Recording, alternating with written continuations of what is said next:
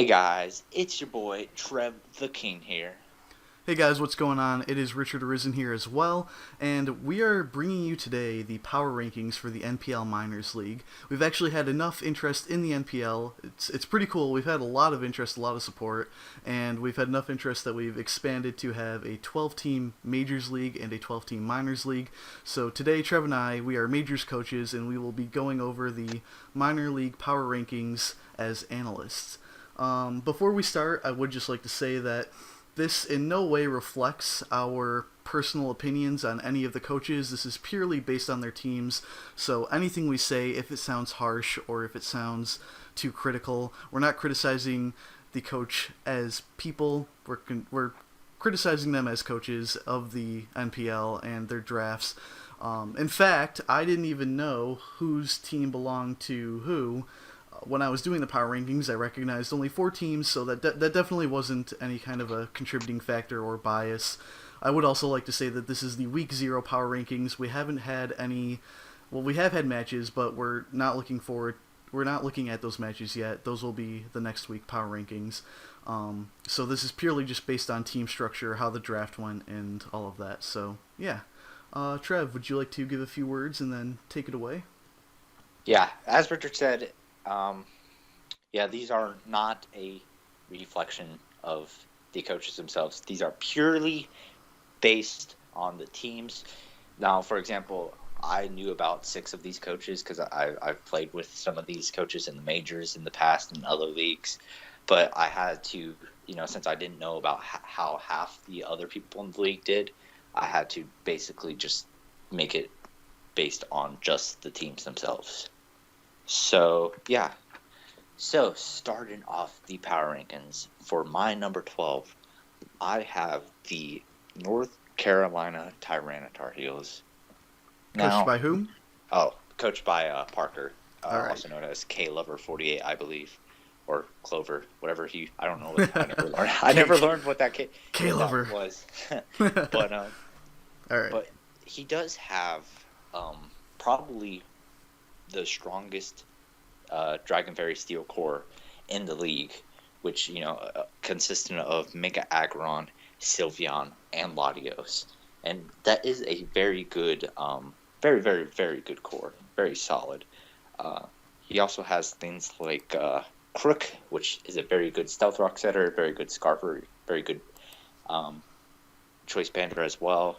But after that, his draft kind of falls off for me, and that's why I have him at number 12. He has Venusaur, which I don't like the Venusaur pickup at all. I think that's just a waste of a pick, honestly. Also, one thing we forgot to say, these aren't just like a free draft like the Majors is doing. It's kind of like a UCL style. It's similar to UCL style. Like we have tier restrictions. You get a mega round first. You get 2 OUs, 3 UUs, 3 RUs, and then 2 NUs. So going back on that point, I think Venusaur is like a waste of a UU pick, especially when there's things like Whimsicott, Shaman, and even in lower tiers like RU, there's Amoonguss. I think even using his Amoonguss as like using a UU pick on Amoonguss would have been a better deal for him, honestly. And then like Jellicent, that was a good value pick because it was actually NU in the draft because there was a little bit mess up with the tiering system. But after, like, I just don't like his draft. Like, he has Blaziken, that's mediocre at best. It has potential, but so far it's done nothing but be mediocre. Ambipom has shown potential and has done decently in other leagues. But so far in NPL play, it has not done anything in 3 seasons in the majors. So I'm actually kind of looking forward to see how he plays with that. Magneton's decent, but not great. It does allow him to trap steals, which is actually really good. Looking back at it, because that steals kind of hurt his Fairy Dragon Steel core. So if he can get rid of steals, like those 3 Mons can actually sweep through. And then Cryogonal, I think was one of the worst picks of the draft in my opinion. He was very excited about it, and I hate to be down on that, but I just didn't like the Cryogonal pick at all. There was better rapid spinners out there, and honestly, you don't need an ice type that badly. And then finally, Tornado's Eye. I actually do like the pick of Tornado's Eye, but I think it was a little too late to. I think at that point it was too late to save his draft. All right. So I actually have North Carolina up a little bit higher than Trev does. I have them ranked at number 5. So I don't really have a whole lot that I want to say. Like, I definitely agree with all of Trev's points. I'll get mine out here right now, and then we'll kind of just skip over him when we get to the rank 5s. But yeah, I think that he has actually a lot of team synergy. I have him ranked so high because um, he has a lot of potential coverage on his team. I think he has like 16 different Pokemon types on his team, which, you know, alone doesn't mean anything, but really when you look at it in terms of synergy, he does have a lot of things that can cover a lot of things, you know, defensively and offensively. He can answer threats, and he can work with his team, and I like that. His Dragon Steel Fairy Core, as Trav mentioned, is also pretty fantastic. One of the best ones. Sylveon, Latios, and Mega Aggron. That is just scary. That's really scary. It'll probably be really hard to break through, especially depending on what he brings to support that.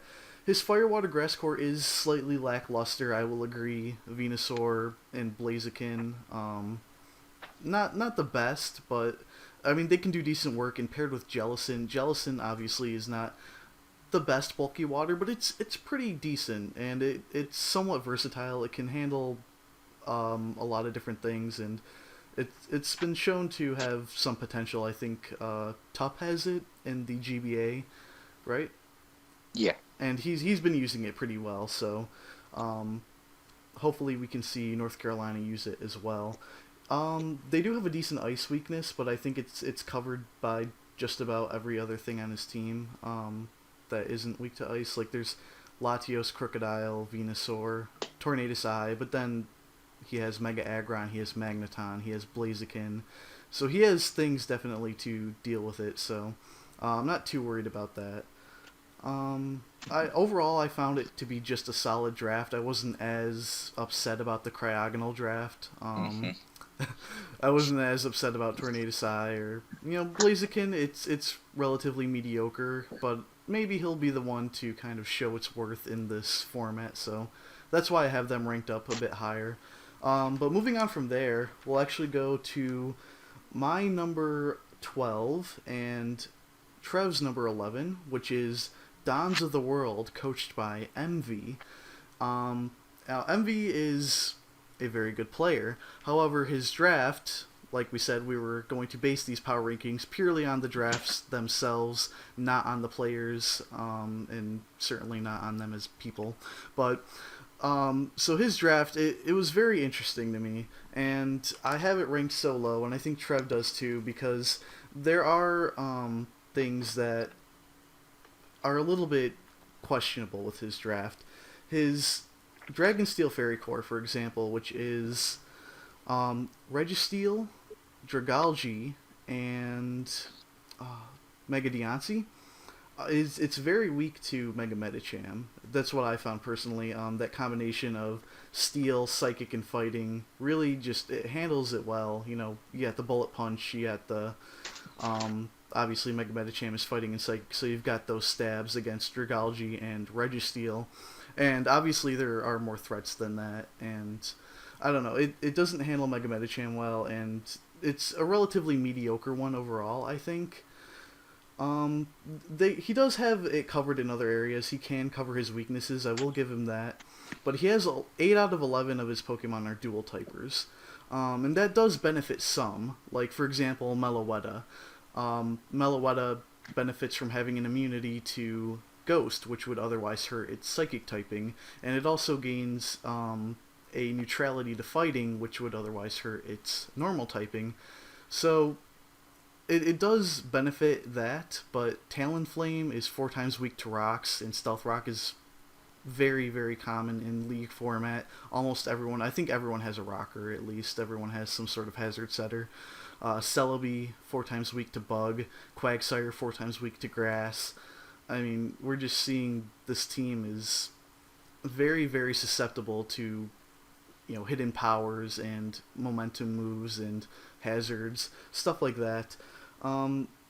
I did make a note that when I was making my notes for this video, I said that he has a lot of things that are good on different teams. Talonflame with, Mandibuzz is a decent hazard remover, but honestly, I think it needs a little bit more support than it has on this team. Just everything, basically, I feel may or may not support each other. We'll see how MV uses them. Obviously he's a very good battler and he knows what he was doing when he was drafting, but the draft itself just doesn't seem that strong to me. So what are your thoughts, Trev? I agree on a lot of what you said.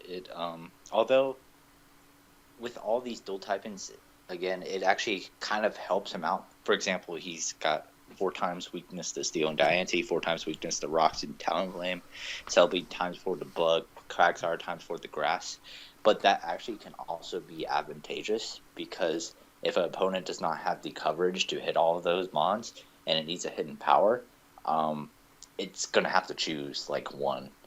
And he actually has a decent little defensive core.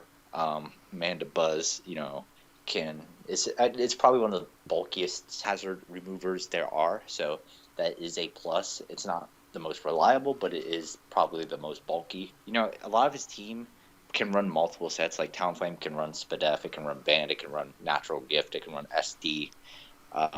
Meloetta can run AV, it can run Specs, Scarf, it can run Pirouette. But at the same time, some of his mons are literally there to do one thing. Mandibuzz is there to defog. Quagsire is there to stop setup users, and as well as physically offensive fire types. Feraligatr is there to set up a DD or an SD and try to power through a team and wall break and possibly even sweep. And Wobbuffet is there to trap things. So some of his team is very versatile, but at the same time, the other half of his team is very easy to know what he's going to bring on that mon. So that's kind of a problem with me. And plus, he just doesn't really have a threat. Talonflame is not as good in League format as it is on the ladder. I know Richard, my co-host right here, used it very well last season, but he also had huge support. He had 2 Magic Bouncers, and Donphan a as a Rapid spinner. Yeah, Donphan, and he even had a Wish help with Forged and Vaporeon. I see no Wish support. I see Mandibuzz as his defogger, which again, Mandibuzz is probably the bulkiest, like I said, but not the most reliable. And Mega Diancie is not the most reliable Magic Bouncer out there. It's very frail, and it's really there just as an offensive mon, not really as much as Xatu, Mega Sableye do when it comes to Magic Bouncer. It's not as bulky as those things. It's very frail, actually. And yeah, I guess that's what I have to say. Yeah, I definitely agree with all those points as well, and he does have ways around that, but at the same time, not having that may or may not at some point come back to haunt him. Yeah.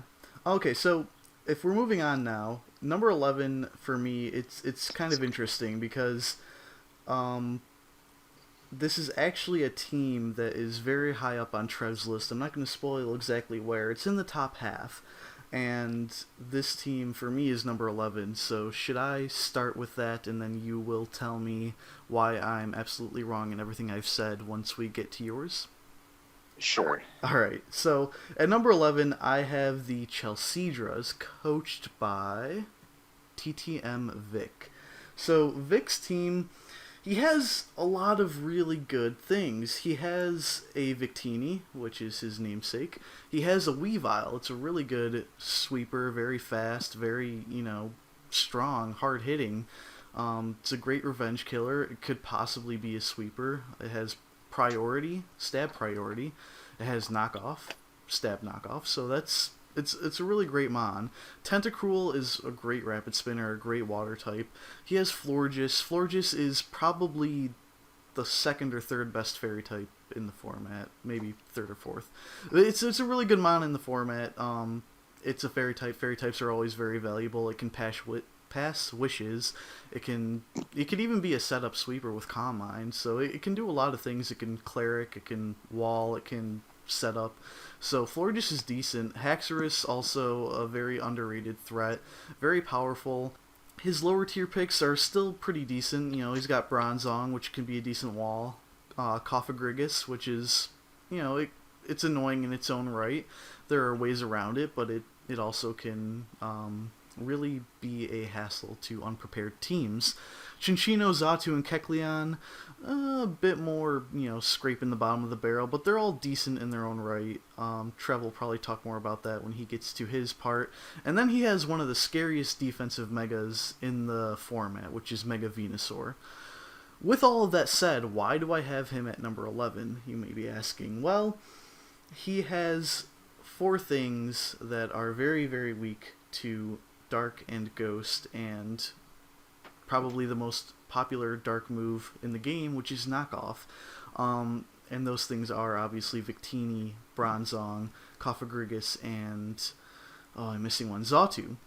But anyways, aside from that, his Firewater Grass Core, Victini, Tentacruel, and Mega Venusaur is very, very Psychic weak. Victini obviously resists Psychic, however, Mega Venusaur and Tentacruel both take super effective hits from Psychic-type attacks, which is somewhat of a problem, especially when you consider a mon like Hoopa Unbound, which we are allowing in the format. And I believe Hoopa is on the... oh, where is Hoopa Unbound? I think it's on the 49ers. 49 Tails. Yes, the 49 Tails have Hoopa Unbound, and so it'll be able to tear a hole through his Firewater Grass Core and a lot of other stuff on his team. And all the things that are weak to Dark are also weak to Ghost because they're all either Psychic or Ghost types. He doesn't really have all that much for Dark. He has Florges, which is a pretty decent, you know, counter to a Dark type. He has Weavile, which is relatively frail, though. And then, in terms of immunities, he does have Kecleon and Chinchino, but Chinchino's rather frail, and Kecleon switches its type like, I don't know, something changes something really fast. I'm too tired to think of a lame analogy right now, but yeah, so he does have answers and he does have immunities and checks, but overall his team, I find it to be not as synergetic as I would have hoped for. He does have some glaring weaknesses, and again, not that he will bring everything that's weak to Ghost and Dark to a single match, especially if it doesn't require it. But at the same time, like the fact that someone can say, okay, well, I'll just take my knockoff Mon and I'll have a good time with at least, you know, half of his team, that's a problem to me. So those are the weaknesses that I personally see in his draft. I'll let Trev talk about why I'm totally wrong when we get there, but I guess I will give him the board now and move on to our number 10 spot. His number 10 is Kansas City. Yes, it is. Now, this is another big difference between me and Richard's power rankings. He has Kansas City up in the top half. I won't spoil it, just like he's not spoiling my ranking for Vic of the Chelseadras. So, the reason why I have Kansas City really this low is because the coach, like halfway through the draft, busted his phone, and he only got to draft his Mega in the first 4 Mons. So, honestly, that team was actually probably through the first 5 picks was the best team in the league. However, we decided to skip over him, and since it was just a broken phone, he just had to basically pick leftovers. And the leftovers really just ruined the team for me. I'm going to be honest. Well, his first 5 Mons were Mega Altaria, which is a great Mon in the format. Well, at least on paper. It really hasn't amounted to too terribly much yet, but it always will be a top 10 Mega in the format just on paper because it's so good on paper. He picked Manaphy, which Manaphy is, in my opinion, only behind Victini in terms of top Mons in the format, at least in regular Mons. There might be Megas that are better than Manaphy, but in terms of regular Mons, Manaphy is only second to Victini. He trains a very, very, very good fire Pokemon also added on to a possible Fire Water Grass core, which he already has Fire Water out of that.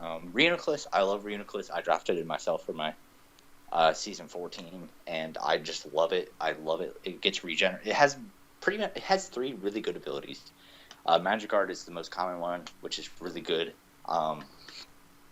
It has Regenerate Word, which is also good because it will take damage from non-attacking moves such as Toxic and entry hazards, but it will also get a third of its HP back every time it switches out. And even Overcoat can be useful for, like, you don't have to run safety goggles.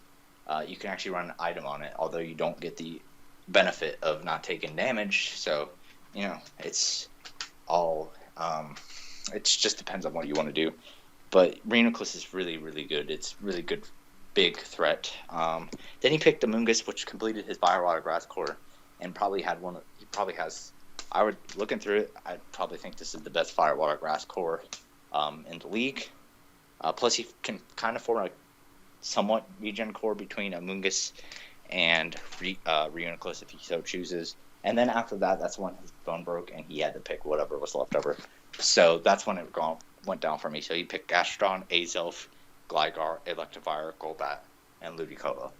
Now, the only one of those picks I agree, or kind of, not agree with, but I like out of those is Ludicolo. And it took somebody convincing me that Ludicolo was actually pretty good with that team because he could possibly run Rain Dance on him and have Manaphy and Ludicolo in the rain, which could be scary. But outside of that, Gligar and Golbat, honestly, his team is so not weak to hazards that he really only needed 1 Defogger. So having 2 is kind of overkill. He could have used one of those other picks on something better, in my opinion. Gastrodon, meh. I think Manaphy is better in every way. Manaphy can be a better defensive mon too because Rain Dance Rest is like powers up its moves and it gets instant recovery whenever it rests up. Azelf, some people like Azelf in the format. I personally am not a huge fan after I used it myself. Again, Gligar, Gligar or Golbat, they're meh. Electivire, that can be good in the rain because it makes a semi-decent rain team if you run Rain Dance on them on, but still Electivire is meh. And then, I've already talked about Ludicolo. So, that's just my opinion on them. Alright, so going on to my number 10, this is a slight difference, not as big as the other ones. My number 10 is the Chicago Sacred Fire, coached by Stab. This is Trev's number 7, so I guess I'll lead off with my thoughts, and then Trev can give me his, and we'll just kind of glide over it once again when we get to the number 7 spot. So, for Chicago, I think the biggest thing for me was that he has an incomplete Fire Water Grass core. And now the thing about that is he's missing a water type. And regardless of whether it is in a Fire Water Grass core or just a water type in general, especially if it's a bulky water type, bulky water types are so valuable. And you can look across almost every team and you can see that they all have some form of a bulky water type. Manaphy can be bulky, Gastrodon is bulky, Ludicolo is bulky, if we're going off of Kansas City's team, which we just went over. The Chelseadras have Tentacruel, Detroit has Alamomola and Lantern. I could just literally go through the whole list and I could point out pretty much everyone has some form of at least a water type, if not bulky. And Stab doesn't have any type of water type, so that, to me, I think is a big problem.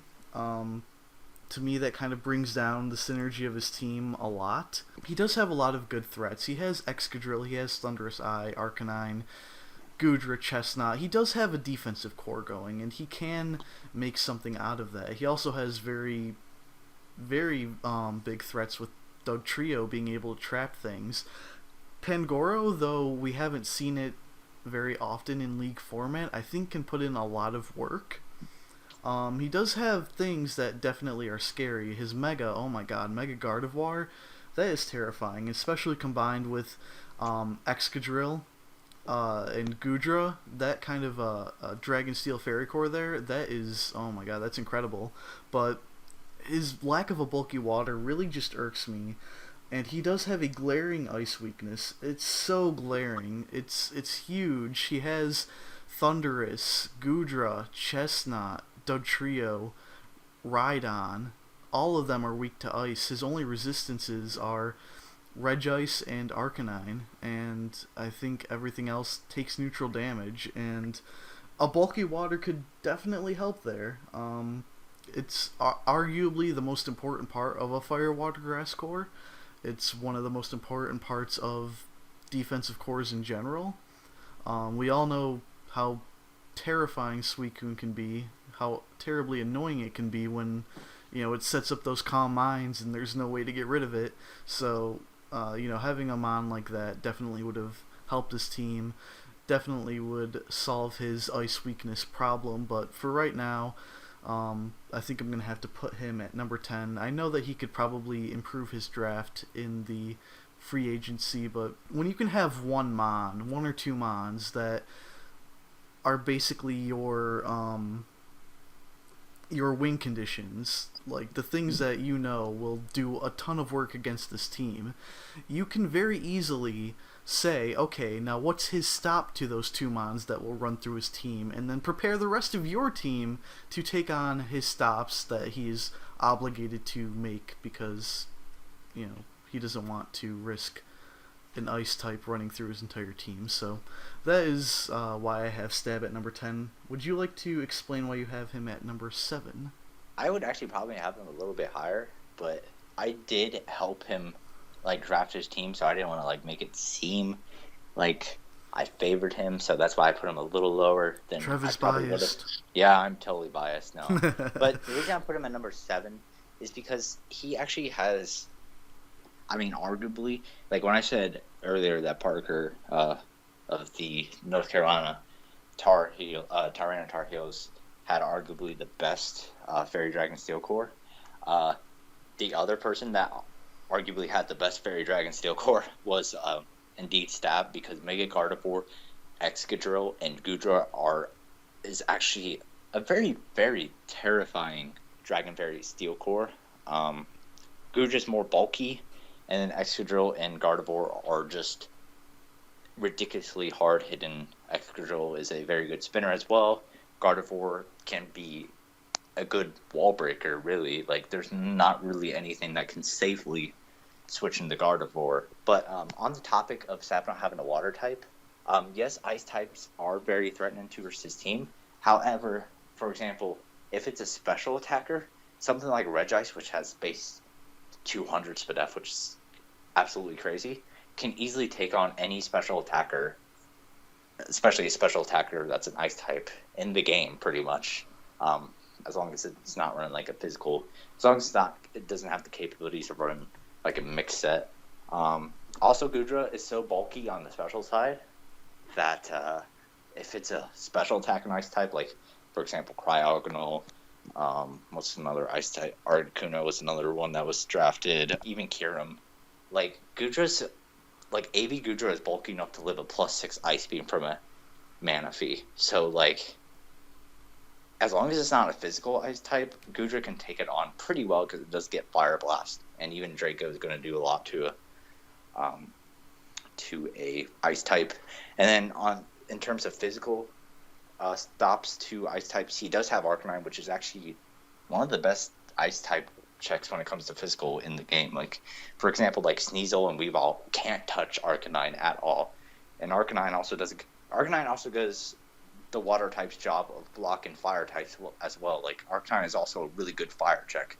So Arcanine kind of fulfills both the fire type part of a fire water grass core and the water type, if you think about it. So that's why I feel like Stab is a little better than what Richard's power rankings indicate, because I think he doesn't really need that bulky water type. The bulky water type would be nice, but it's not necessarily needed. He may not need it, but he has 11 Pokemon, right? And 5 of them are weak to ice. That's basically half. It's obviously 11 is an odd number, so it's not exactly half, but it's basically half of his team. And what's going to happen is that he's basically almost guaranteed to run at least one of those ice weak mons. I mean, he could run the 6 that aren't weak to any sort of ice, although with only 2 resists and 4 neutralities, then it's still not that much better. But what that means is that he's basically forced to run either Arcanine or Regice, depending on the team that he's facing. And that is a problem to me, because if he's facing someone like Vic, for example, who has a Weavile, Vic's going to see, okay, Arcanine's going to be a big problem for Weavile, but Weavile has a field day with the rest of his team. Let me put on something to deal with Arcanine and possibly Regice if he decides to bring that as well, because those are really the only 2 things that he can bring to stop Weavile. And if we're talking about Goodra, who's specially defensive, then obviously the person with the specially defensive attacking ice types are going to find ways to deal with Goodra and Regice. So the fact that they know that if they have a strong ice type, Stab is going to have to bring either Arcanine or Regice to deal with it, to me that's a little bit too limited of a resistance. So that's why I think I have him a bit lower. Well, on the topic of that, yes, he does have 4 or 5 ice weaknesses, but at the same time, it makes it easier for Stab to maybe bait an ice type and put a Yashi Berry. It's ridiculously easy to have an ice type weakness and then just put a Yashi Berry and fix it. It makes it easier to bait your opponents, lull your opponents into a false sense of security. But I mean, Regice and Arcanine are also 2 of the best ice type checks there are, in my opinion. Regice from a lower tier and Arcanine from a more upper tier. Oh yeah, that's fair enough. Alright, so this is interesting. We're going to move on to our number 9s, but it's actually very interesting because my number 9 is Trev's number 6, Virginia, and Trev's number 9, Brisbane, is my number 6. So... Alright, so I look at Brisbane's team, and, they have Mew, which is the most versatile Pokemon ever to exist. They have a Suicune, which, as an OU pick, it's not too terribly valuable, but it's still a very, very, very bulky water. And Crocoon is, even with the ridiculous amount of water types in this league, Crocoon is still a big threat. He does have Entei, so he kind of forms 2/3 of that Dog core as well as that Fire Water Grass core, and then he picks Whimsicott. So he has a decent Fire Water Grass core. Entei, Suicune, and Whimsicott is a decent Fire Water Grass core. He has Tyrantrum, which Tyrantrum is kind of unproven in the NPL, but for example, something like the Pokemon Premier League, I think it just finished off an MVP season for the champion of that Season 2 of that PPL. So it's proven in other draft leagues, is what I'm trying to say. So it's a very threatening mon with Stab.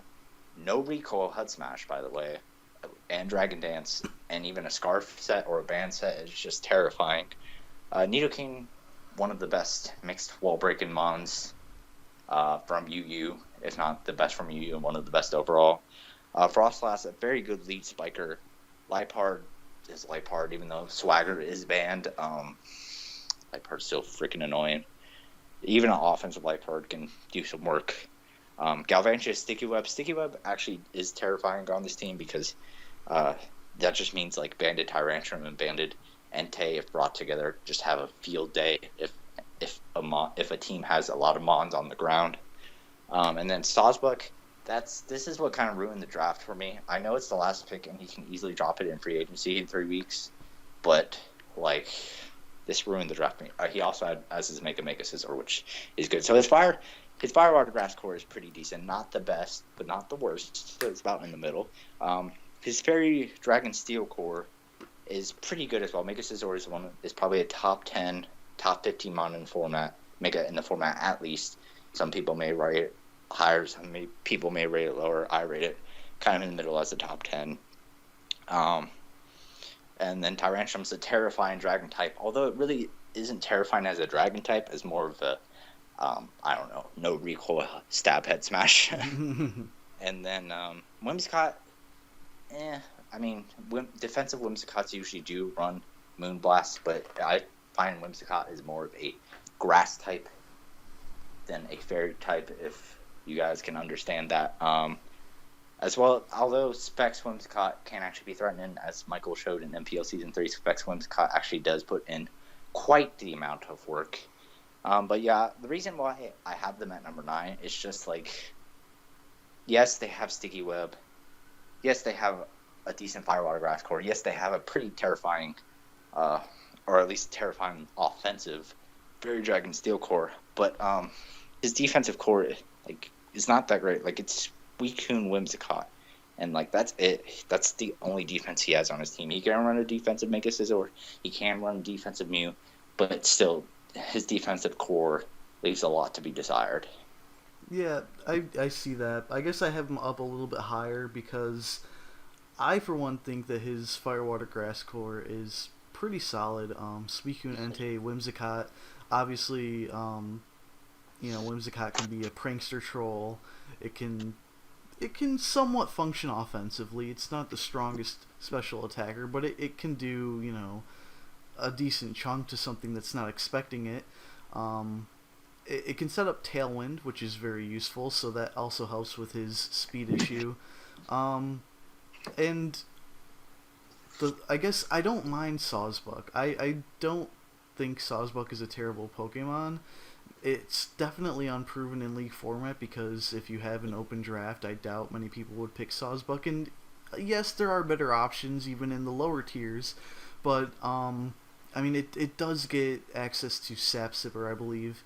It has a pretty cool move pool that if you let it set up on you, and you don't have an answer for it, it could do a lot of work to your team. So I wouldn't quite call it a sleeper. It's not something that, people, sleep on and then all of a sudden it sweeps them. No, it's not that, but it's definitely something that if you don't prepare for it and it is perceived that you have not prepared for it, it can do a lot of work on the team. But I'd say that for me, the reason why I kept it at number 6 and not higher, the main reason is because he does have a glaring fire weakness. He has 5 fire weaknesses, which are Whimsicott, Frostlass, Galvantula, Sawsbuck, and Mega Scizor. And similarly to Stab, he does have options to obviously cover those weaknesses and perhaps even a little bit better. The fact that he has a bulky water type in Suicune. He does have a Tyrantrum, which does resist fire, although it doesn't really want to take a fire type attack. Fire is still a very prevalent problem.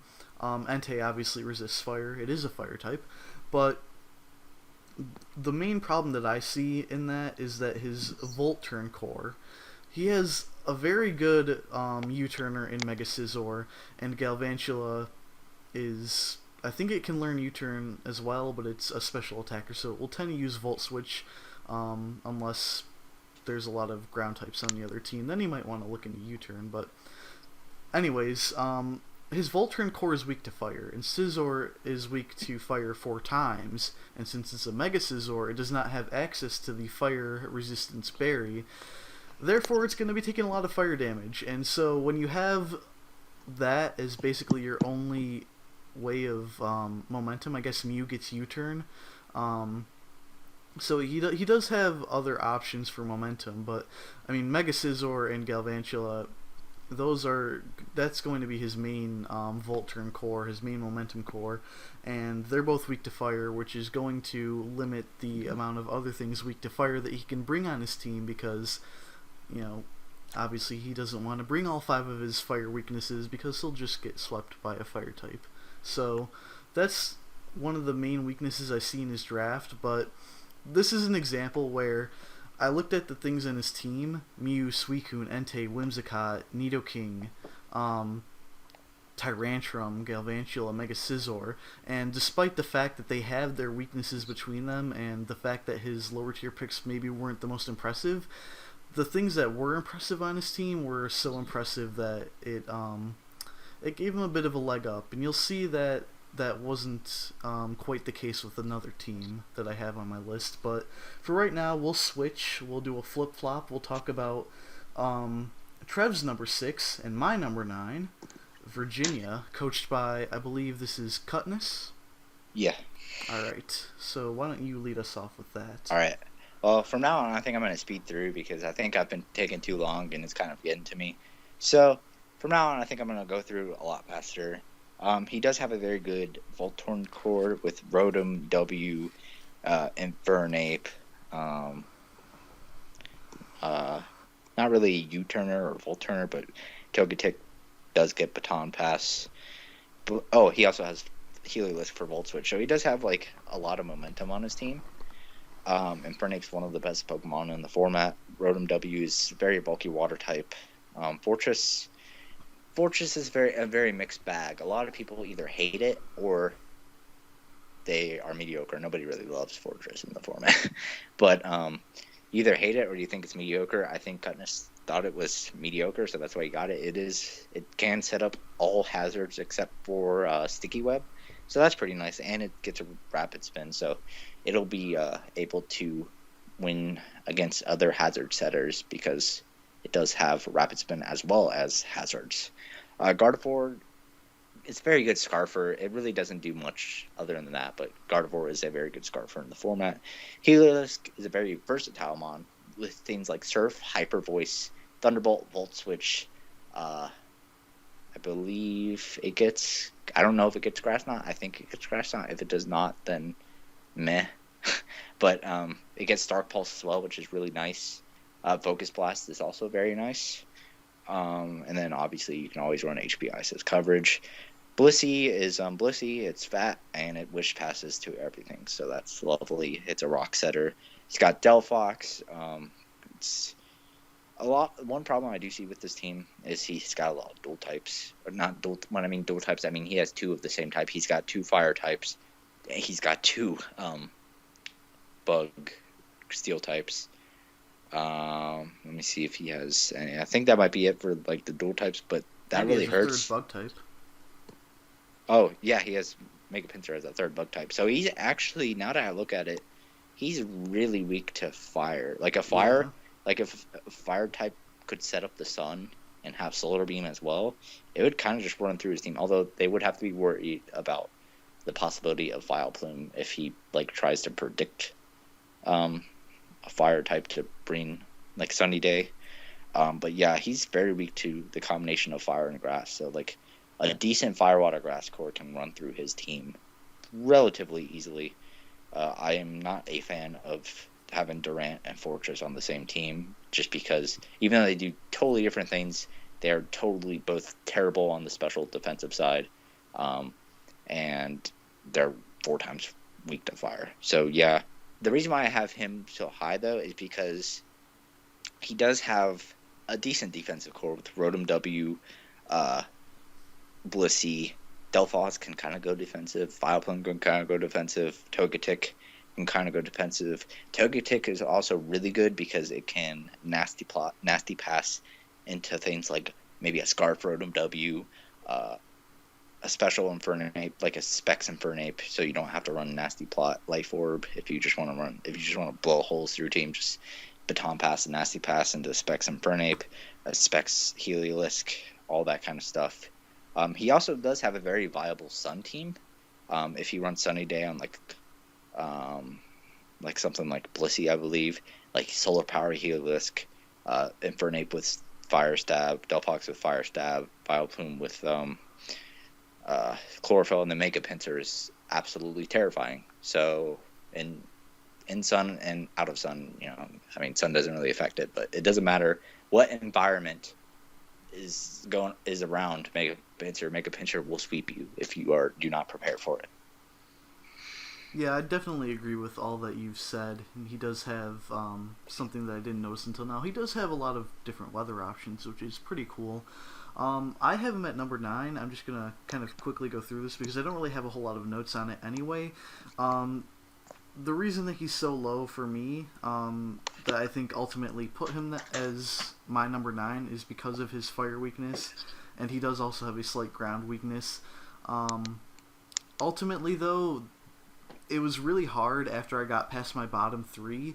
From ranks 9 to 5, I really struggled to put people in places, and so even though I love Infernape, even though I think that his Firewater Grass core is pretty cool, I'm a big fan of Vileplume. I think it's terribly underrated.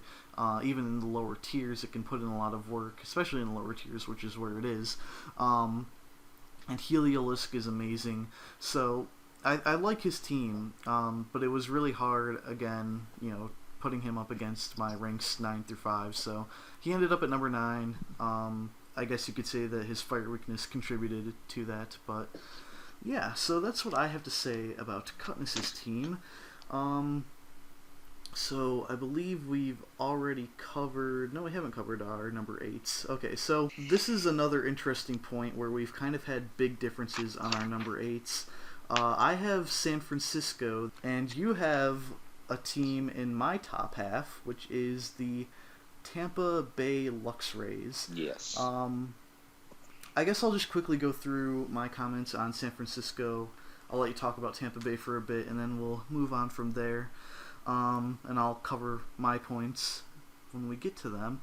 So, San Francisco, actually, it's kind of interesting because both of our number 8s we have at number 8 because of the fact that there's just something about their draft that each of us finds not like just right. Weird. Like yeah. It's just like not.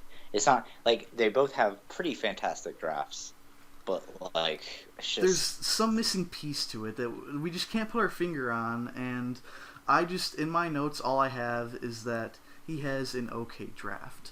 He doesn't have a steel type, which could be a problem. Steel types are very important, especially for the Dragon Steel Fairy cores. Perhaps one of the more important types of that. I say the most expendable type in a Dragon Steel Fairy core is the Dragon. So Fairy types and Steel types, very important types, even outside of that core. He does have a lot of super big threats. He has Hoopa U, which is relatively untested, at least in the NPL. So we don't know how good it's going to be, but it has amazing attacks, amazing stats. It's a great Pokemon, very versatile and very strong. So we're expecting to see a lot out of it. He has Zapdos, he has Melodic, Rhyperior is decent, Darmanitan is a huge threat, Kyurem is decent, Aromatisse, Skuntank, but these are lower tier picks. I'm really not sold on Mightyena. I'd say I love Mightyena as a Pokemon. I hate it as a competitive battling Pokemon. It's cool to use if you're in the lowest of low tiers, and you can make it work. But in draft format, I don't see it being that good. Gourgeist is interesting because it can he can make use of all of its forms, so he can bring a fast offensive one or a big bulky defensive one. And then he has Mega Lopunny as his Mega, which is really, really just... It's one of the best Megas in the format. One of the best Megas in the game, perhaps. And so he has a lot of great, strong threats. His synergy, despite not having a Steel type, isn't terrible. He has both offensive and defensive threats.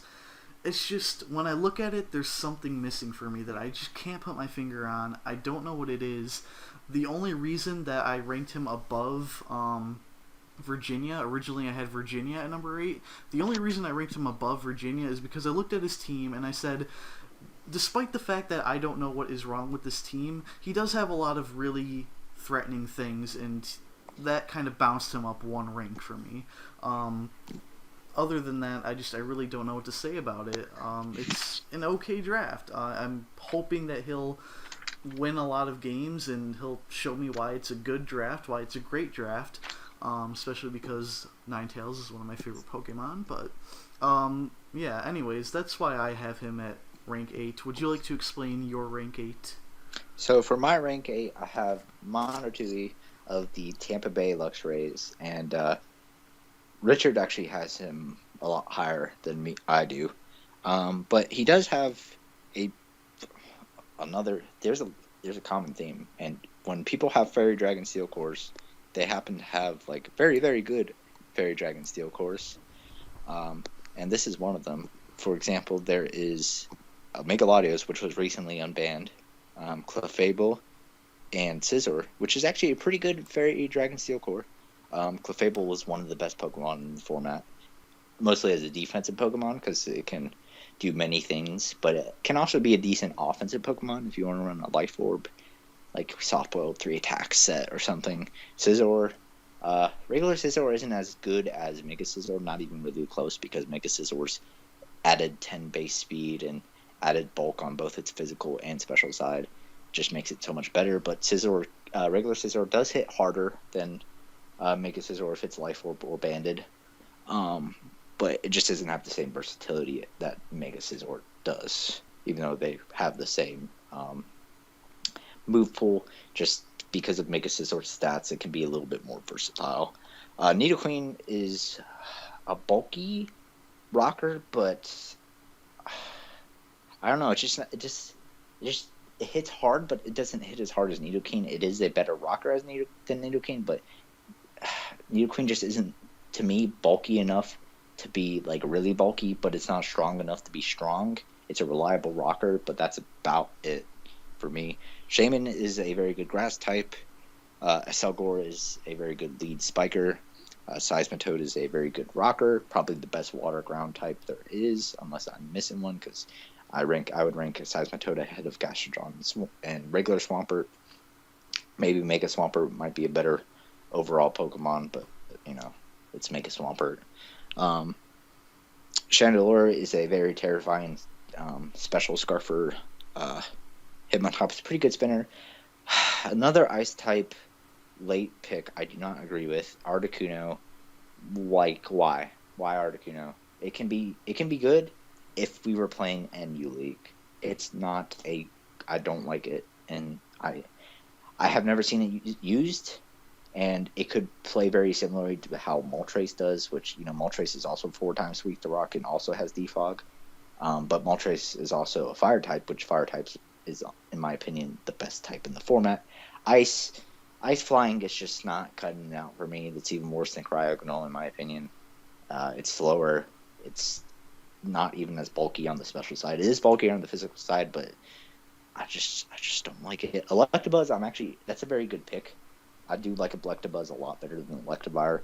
I believe it's faster, if I'm not mistaken. It's also more of a special attacker. Makes a very good Scarfer. So, again, there's just something wrong with this team, and that's why I have them 8. I don't know what it is. If I could rank them as if I could rank Mono as a player, I know this is a very Mono-like team, and I know Mono's a good player. I would have him way higher, but I just don't like the team myself, so I have to rank him lower. And again, like I said, there's just something that doesn't quite sit right with me with this team. All right, so we're gonna move on to number 7. I have Green Bay at number 7. You have the Chicago Sacred Fire at number 7. We've already discussed Stab's team, so you actually have Green Bay, which is coached by Michael, at a pretty high rank, so I'm not going to spoil that. I will just give my thoughts very quickly and we can move on to the rest. This video is getting quite long, so perhaps after I get through my rank 7, we will cut it into a separate segment and maybe discuss our top half in another video. What do you think about that, Trev? Does that sound good? I think I would like that, because it might be too much for somebody to watch a 2.5-hour video. Right. So, and we could also make the second video a lot shorter, go through it a lot faster. Yeah, and we already have covered stuff like Brisbane and Virginia and North Carolina, so... Yeah. So I think I will end it off here by talking about Green Bay just very quickly, and then we'll move on to the second segment, which will be up after this video then. So, to talk about Green Bay, Michael... I did play Michael in the Season 3 NPL. I believe it was Week 3, and I think it's the match that I actually have. You know how you can select a preview video for your channel? That's my preview video, because I'm probably the proudest out of all the matches that I've had. That is my most proudest victory was against Michael. No offense, Michael. Michael knows that I love him as a player and as a person. He's a great battler, and when we were voting for Coach of the Year, I try to give him credit where credit was due. Unfortunately, I was the only one who voted for him, but I do respect Michael as a battler. His draft, however, it made it to rank 7, which is almost halfway for me. but I was basically drawn to his limited hazard removal as one of the flaws of his team in this minors league in this draft. He let's look at his hazard removal options. He does have Crobat, which is one of the most reliable hazard removers in the game. It has, tremendous speed and it can defog. That's about it. And I mean, not a whole lot on his team really cares about Stealth Rocks. I mean, Crobat does. His momentum gainers like Jolteon and Vaporeon, if they have to, constantly Volt Switch and Baton Pass into rocks, it'll be a little bit annoying, although Vaporeon can Baton Pass Wishes. Typhlosion really won't appreciate rocks. And speaking of Typhlosion, his Firewater Grass Core, Vaporeon, and Cradily, they are amazing, I think. Cradily is just bulky and annoying. Vaporeon it just won't die. It won't die. I should know, I have it on my team, although it does tend to die quite often on my team because I'm a bad trainer. But his Typhlosion, though, Typhlosion is not that great of a Pokemon in this format, I don't think. It really, I mean, what's it good for? Scarfed Eruption, Specs Eruption, but Eruption decreases in power depending on your hit points. So if someone gets rocks up against him, and he has, his Crobat goes down or is unable to defog, Typhlosion is kind of, I mean, what else does it really do? Do you know, Trev? I mean, it doesn't have to run Eruption; it can run Flamethrower. But I don't know. I see Typhlosion as a rather bit of a weak link on his team. The rest of his team is rather scary. He has Cresselia. Enough said. Cresselia is terrifying. He is his mascot, Landorus Eye, which we have unbanned and allowed in the format for this season. Landorus Eye, Cresselia, I mean, a huge offensive threat, a huge defensive threat combined with stuff like Vaporeon, Crobat. Cobalion is a pretty good, it's amazing as a versatile. It can be, an attacker, it can be a wall, a hazard setter. It can do a lot of things, and I think it can even be a setup sweeper. Being decent at a lot of things sometimes is better than being super good at one thing. So, Granbull is a pretty decent fairy type. It has access to Intimidate. It has a lot of status moves. I think it functions as a cleric with Heal Bell. Exploud, it's a decent special attacker. Mega Gyarados, it's a decent Mega. It's, again, really hard for me in my rank 9 through 5s. He easily could have either been up or down a rank depending on my mood when I was ranking the teams, but ultimately he's in the bottom half because I just see his limited hazard removal as a bit of a problem. He is a bit susceptible in the fire department, with his fire type not being the best fire type that he could possibly have. Although, Victini's gone, Arcanine's gone, Infernape's gone, so what can you really do? I guess you can't blame him. It's his last pick, but I think he could have maybe gone for something a little bit better. His defensive core is very scary, and I think that's really the saving grace of his team, is his defensive core. He does have really scary offensive threats in Landorus Eye, and Jolteon makes a decent pivot. But really, it's the Vaporeon, Cresselia, Cradily core that's just, I would really hate to face his team. Really, really hate to face it. Not to mention there's Granbull, there's Crobat. Just a lot of things that can be annoying. So, props to you and your annoying team, Michael. I hope you're happy with yourself.